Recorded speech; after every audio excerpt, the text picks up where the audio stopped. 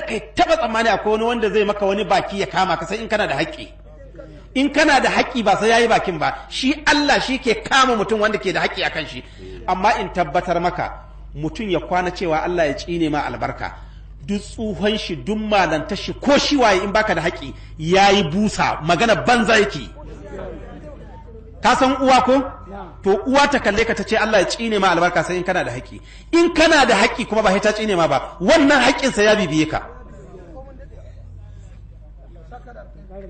Kai, wai baka san Annabi Ibrahim bakin uba bane?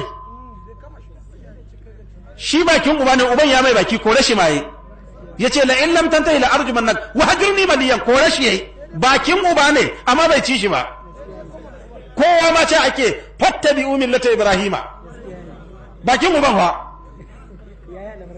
Wallahi allazi bakin uba ne mai albarka. Ko rashi yayi amma da yake kan gaskiya ne, saboda ka taba shakka inda kana da gaskiya, kowa zai ce zan ma baki na cine maka kaza kaza. Bilal zai cine ma, ya cine banza.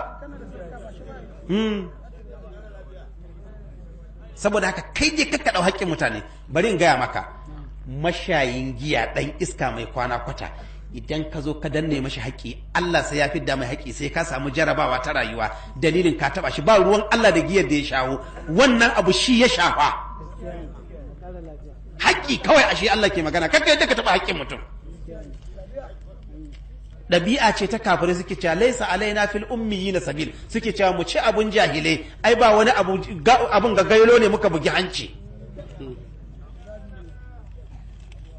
Saboda haka ka shedin ka da haƙƙin al'umma, ka taba yadda ka taba haƙƙin mutum, ba ruwanka da shi mutumin waye.